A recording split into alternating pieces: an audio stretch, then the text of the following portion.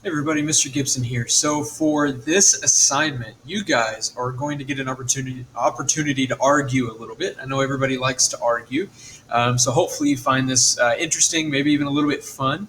So basically what we're doing with this activity is we are recapping how to write a CER. Not only are we going to recap, but we're going to build our understanding and build our skills at how to write a CER.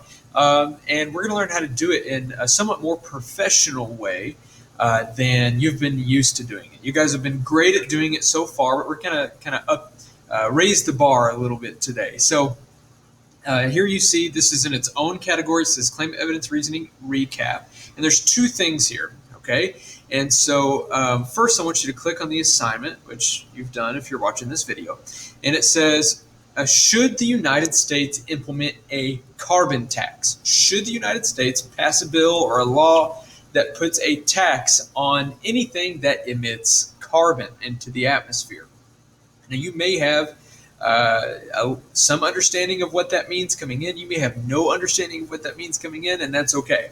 But today, you're going to make a claim to answer that question. You're going to defend your claim. Okay, so that's why you're kind of arguing. Picture like you're debating with someone online, except I'm going to be the only one that sees your debate. Okay, so before you begin, watch this video, which you're already doing. It says, then open the attached Google Slides to begin your assignment. So here is the Google Slides. This actually is your assignment. This is what you're going to turn in today. So here it says Argumentative CER. You're going to type your name here, down here where it's yellow, okay? And then you're going to, as you go through, you're going to see it has this question, should the United States pass a carbon tax? So first what I want you to do is think about what your claim would be. If you think about what is your stance on this, what do you think the United States should tax anything that emits carbon? And you're going to type your claim right here on this page, under here where it says claim. You're going to type one sentence. You're not going to say yes or no necessarily. You're going to say, I think or I claim the United States should pass a carbon tax, or I don't think the United States should pass a carbon tax, something along those lines. But it's got to be a complete sentence. It cannot just be the word yes or the word no. Okay, second thing you're going to do is now you're going to find your evidence. The evidence cannot come just right off of your head. What I've done is I've compiled resources for you to look through to find evidence to support your claim. Let me show you those resources, okay? Underneath this category, below the assignment itself, it has carbon tax debate resources, okay? You're going to click on that. Here I have 4 different articles. You're welcome to use evidence from any or all of those 4, okay? So you're going to click on one, maybe skim through it, find some evidence that supports your claim. And then when you've found, 3 to 5 pieces of evidence, have at least 3, but you can have more than that if you want. You're going to come over here and you're going to type that evidence. You're just going to list it in bullet points right here, okay? Then you're going to explain your evidence with your reasoning. So it says, third, explain the evidence in a paragraph of reasoning. Construct your reasoning as if the person reading has no idea what you're talking about. You're going to write this reasoning. Think about you're trying to win a debate. You're trying to support your claim. You're trying to defend your claim in an argument. So pretend that people are reading this, that you're trying to convince to agree with your claim. And so they have to understand what you're writing in order to want to agree with you. Okay, so think about that while you're writing your reasoning. Okay, and your reasoning is going to be in a paragraph right here in this third box. All right, so that's a conventional CER like you're used to writing. You got your claim, you bullet point your evidence, and then you have your reasoning. All right, now what I want you to do, once you've done that, is now you're going to find evidence that does not support your claim. Okay, you're going to find opposing evidence, evidence that someone might use to argue against your claim. So you're going to use the same resources.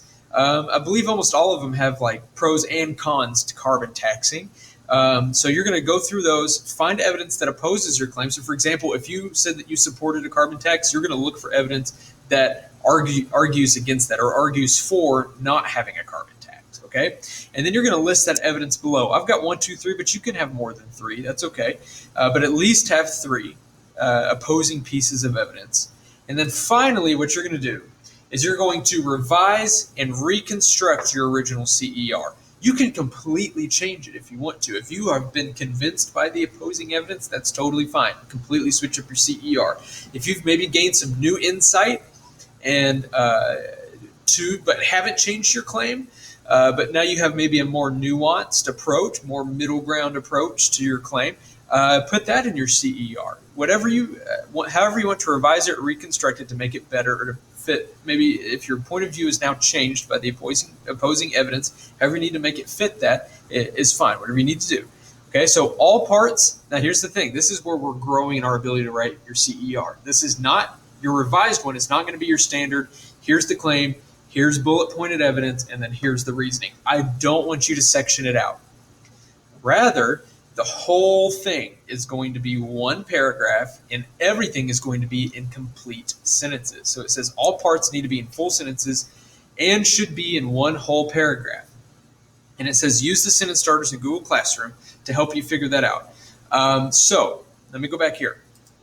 Check this out. You may need to rotate it. But these are sentence starters. So when you open it up, you can always rotate it 90 degrees so it's not sideways. That's just how it fit on the page.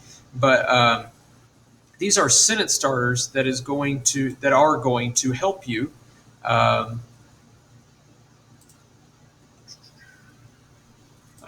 I won't worry about it. Anyway, so that's going to help you convert your evidence into complete sentences, okay? And it's going to help you reconstruct your reasoning so that each point of your reasoning is tied to a piece of your evidence, okay? So it says describing evidence. One way you could say is the evidence that supports my claim is, and then have a piece of evidence. Or you could say my first piece of evidence is, and then have that piece of evidence. What you would have bullet pointed would be the rest of that sentence. And then the next thing you could say another piece of evidence is. Or this evidence shows that. Okay, so here's some sentence starters to help you convert your bullet pointed evidence into a paragraph. And then here is how to connect some sentence starters to help you connect your evidence back to your reasoning. So you could say if, blah, blah, blah, whatever you put for your evidence, then, and then type your conclusion based on that evidence. Or since, or this is important because. And so those are some things that get you started. You don't have to use these to convert your evidence into sentences and to connect your reasoning, but they are here for you as a resource, okay? So this last slide is going to be your complete revised CER. You're still going to have your claim, then your evidence, then your reasoning, but you're not going to like type claim and then have your claim and then type evidence and then have your evidence. It's going to be all right there together, and the whole thing must be in complete sentences. All right. So hopefully you guys gain some new insights. Hopefully your point of view about a topic is expanded, and hopefully you guys grow in your ability to write CER, scientific explanations, through this assignment. And when you're done with all this, you can turn it in. All right. If you guys need any help or are confused about anything, feel free to email me. Good luck.